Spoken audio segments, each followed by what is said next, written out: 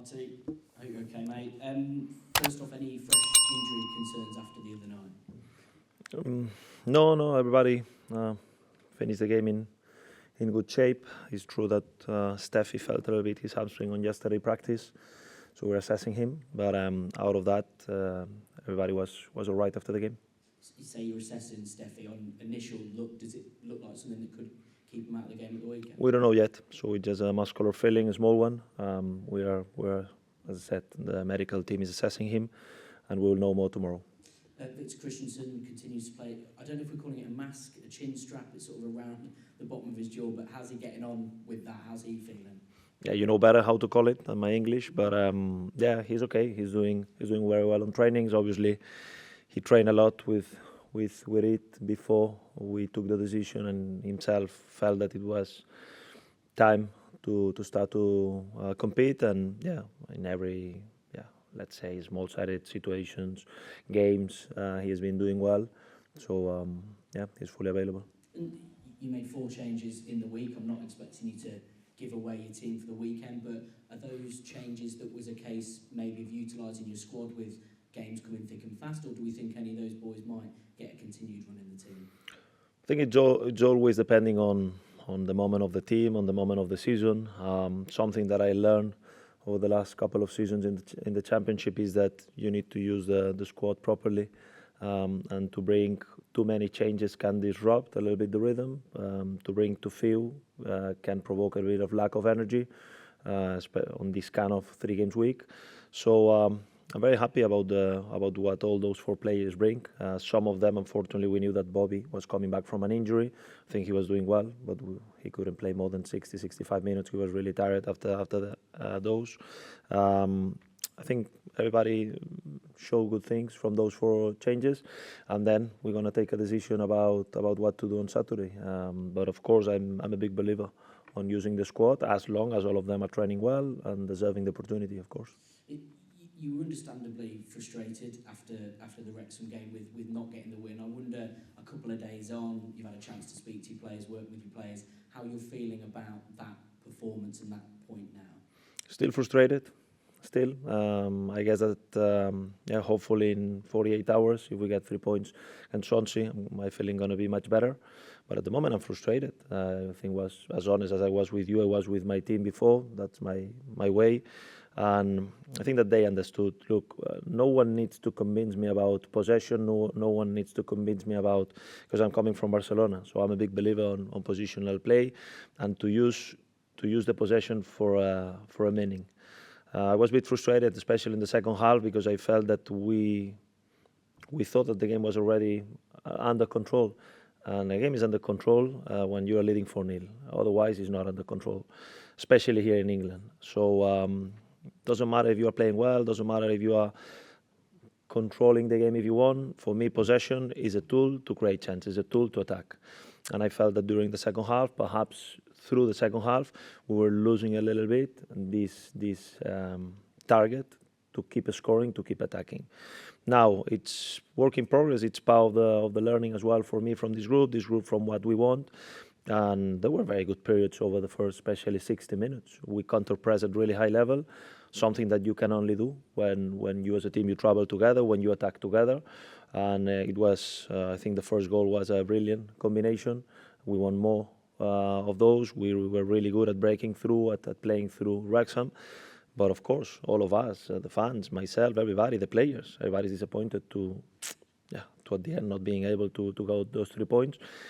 But football is like this, small margins. We know that if Bobby, instead of hitting the post, he scores, and then perhaps everybody will be so positive about the development over the last weeks, about how the team is progressing. But that's the game, man, and I'm aware about those small edges that makes a big difference in football.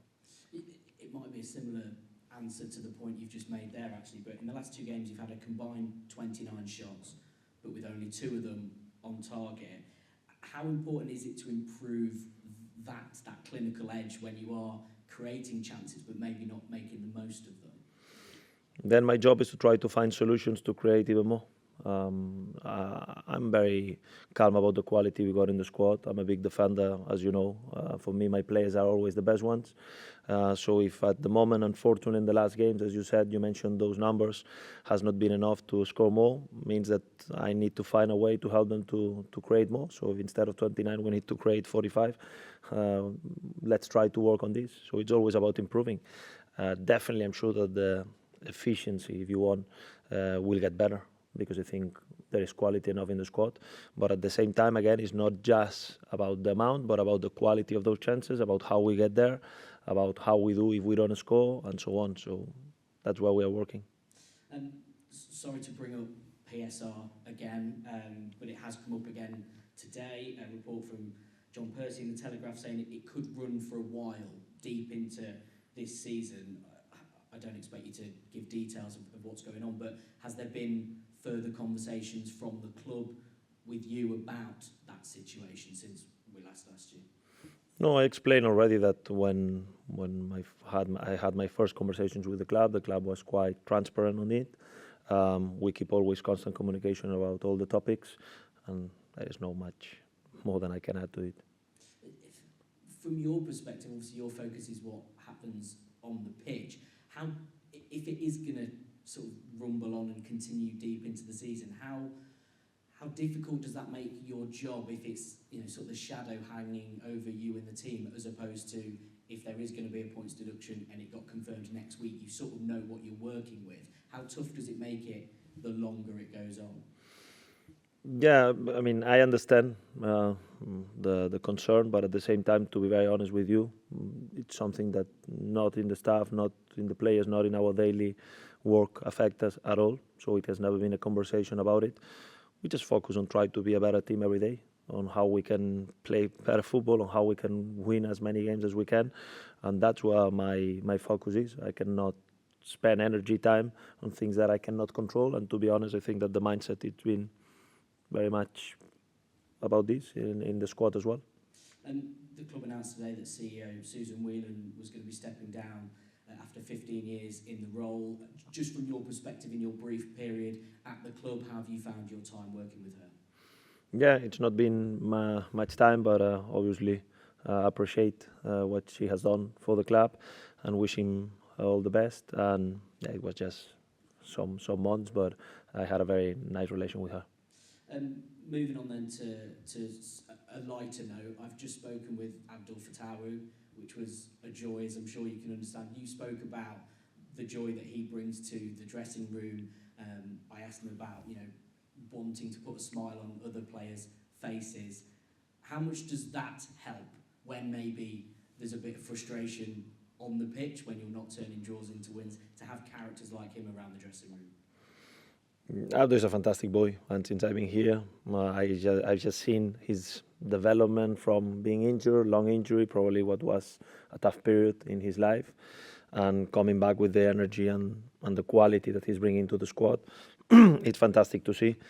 Said that, there is some others that as well are very positive for the mood in the changing room, that they have this capacity, despite perhaps things doesn't go always our way, that they have this energy and this sense of humor, and they bring this into the team. But yeah, probably he's the one that dances really well. He said the same. He said there's plenty. He mentioned Steffi Mavadidi and Ricardo Pereira, but he said maybe they're a bit more scared to do it in front of the fans as he is.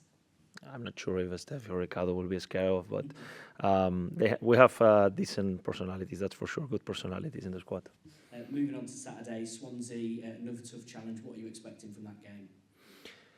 Yeah, I think that is doing well. I think they got a solid foundation already from last season in a club that I think usually they have a very clear identity on the way they want to play, that they are usually a team that wants to use the possession to attack, that they are really strong on transitions as well now.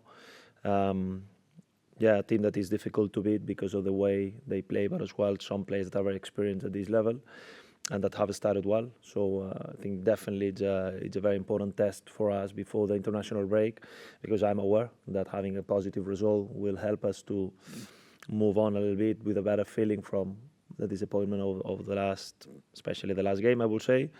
And yeah, it's an important one to go into a good feeling into this break. Marty, thank you very much. Thank you.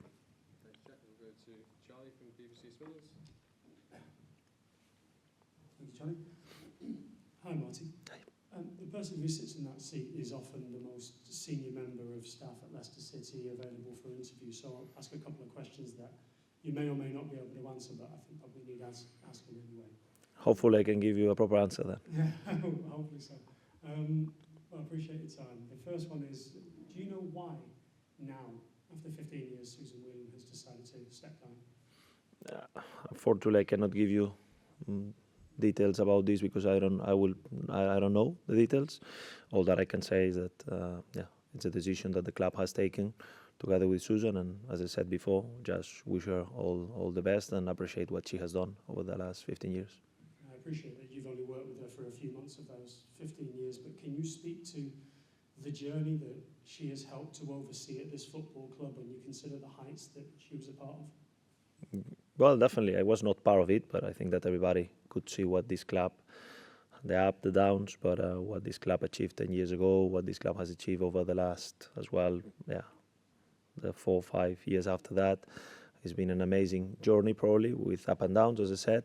But, fortunately, I was not part of all this journey. All that I can say is from the distance. Just appreciate what she has done for the club during all those years. What type of person has she been like to work with? Yeah, we don't have daily contact because obviously here in the training ground we have our coaching routines, so to say. But every time that we had talks and we sat together, she was very nice, and really appreciate the support she gave me from day one. Appreciate your time. Thank you. Thanks. Thanks, Charlie. It's Mark from RTV. Hi, Marty. Hi. Hope you're well. I know you spoke about your frustration before about not being able to close games out, but at the moment, you're sixth in the table. Are you happy with where the club is at the moment and how they're generally performing? I would like to be in position number 1 with 24 points.